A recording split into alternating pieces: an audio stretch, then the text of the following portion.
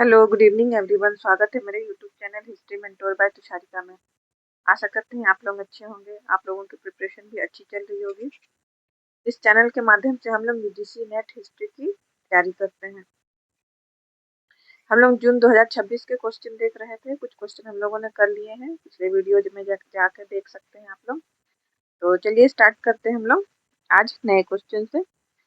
तो देखिए, पहला क्वेश्चन है, निम्नलिखित में से किस शासक ने गज ए सिकंदरी को गज ए इलाही से प्रतिस्थापित किया था?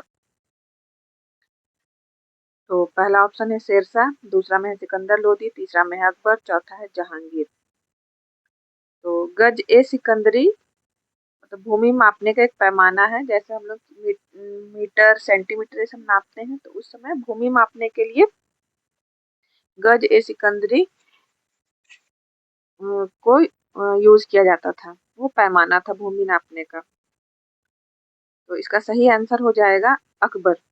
अकबर ने गज ए सिकंदरी को गज ए इलाही में प्रतिस्थापित किया था। तो देखते हैं, गज ए सिकंदरी भूमि मापने का पैमाना था जिसे सुल्तान सिकंदर लोदी ने चलाया था। गज ए सिकंदरी को चलाया था सिकंदर लोदी ने। और देखिए, गज ए सिकंदरी लगभग 32 इंच मतलब 39 अंगुल का होता था, और गज ए इलाही लगभग 33.5 इंच का होता था।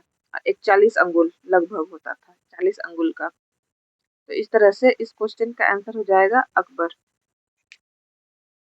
उसके बाद है नेक्स्ट क्वेश्चन,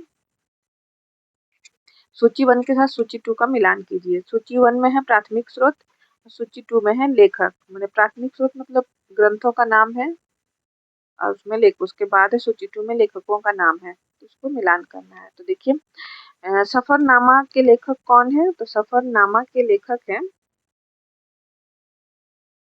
अब्दुल लातिफ। उसके बाद गुलजार अबरार के लेखक हैं मोहम्मद गौसी। शाहजहांनामा के लेखक हैं इनायत खान, और दबिस्तान ए मस्जिद के लेखक हैं मोहसिन फानी। देखिए, मोहम्मद गौसी के बारे में जानते हैं। तो मोहम्मद गौसी 16वीं शताब्दी के एक प्रसिद्ध सूफी संत और विद्वान थे। उन्हें संगीतज्ञ तानसेन का आध्यात्मिक गुरु भी माना जाता है। वो सतारी सिलसिले से जुड़े हुए थे।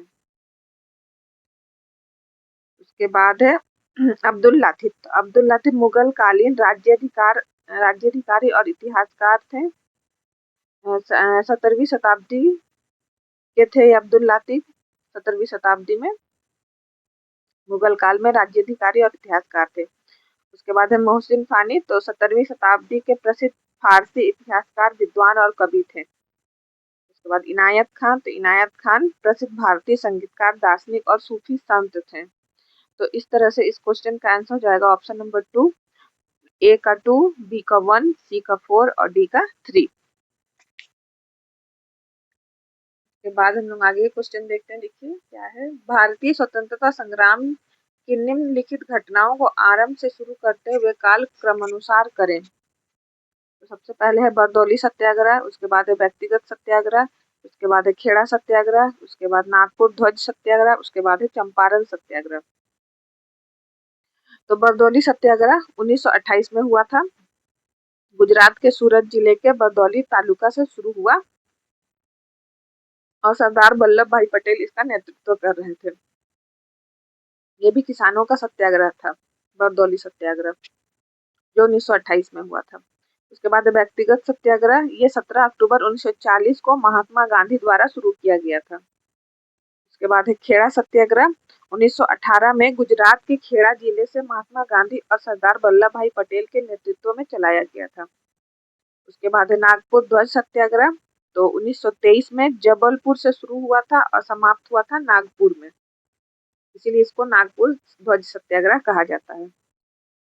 उसके बाद है चंपारण सत्याग्रह। तो चंपारण सत्याग्रह 10 अप्रैल 1917 को बिहार के चंपारण में गांधी जी के नेतृत्व में शुरू हुआ था। तिनकठिया प्रथा के खिलाफ शुरू हुआ था। तो तिनकठिया प्रथा था कि अंग्रेज बिहार के किसानों को, चंपारण के किसानों को जबरदस्ती नील की खेती करवाते थे।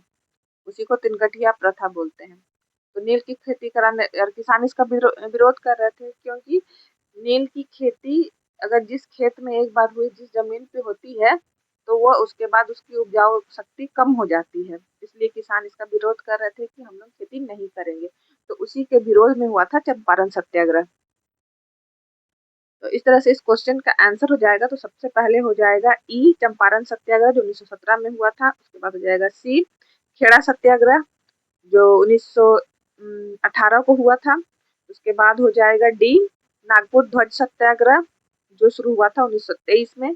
उसके बाद हो जाएगा ए बरदौली सत्याग्रह जो 1928 में शुरू हुआ था। और उसके बाद हो जाएगा बी व्यक्तिगत सत्याग्रह जो शुरू हुआ था 1940 में। तो आंसर हो जाएगा ऑप्शन नंबर 1 ई। पहले हो जाएगा ई, उसके बाद सी, फिर डी, फिर ए, उसके बाद बी।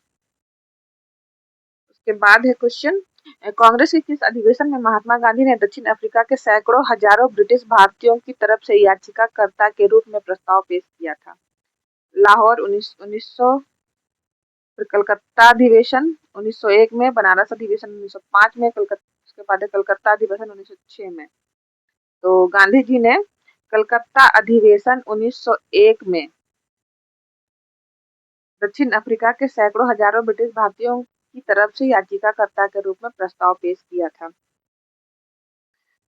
और इस अधिवेशन की अध्यक्षता दीनशो एडुल्जी वाचा ने की थी। और गोपाल कृष्ण गोखले और सर फिरोज शाह मेहता ने महत्वपूर्ण भूमिका निभाई थी इस वाचिका इस याचिका प्रस्ताव को पेश करने के लिए। तो इसका सही आंसर हो जाएगा कलकत्ता अधिवेशन 1901 में। आगे क्वेश्चन हम लोग देखते हैं।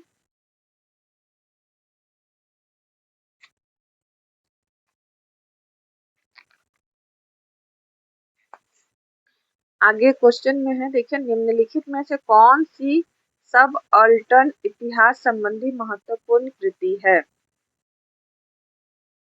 तो पहला है लोकेलिटी प्रोविंस एंड नेशन, दूसरा है elementary except of peasant insurgency in colonial India, उसके बाद है गांधीज राइट टू पावर, और चौथा है द राज सिंड्रोम।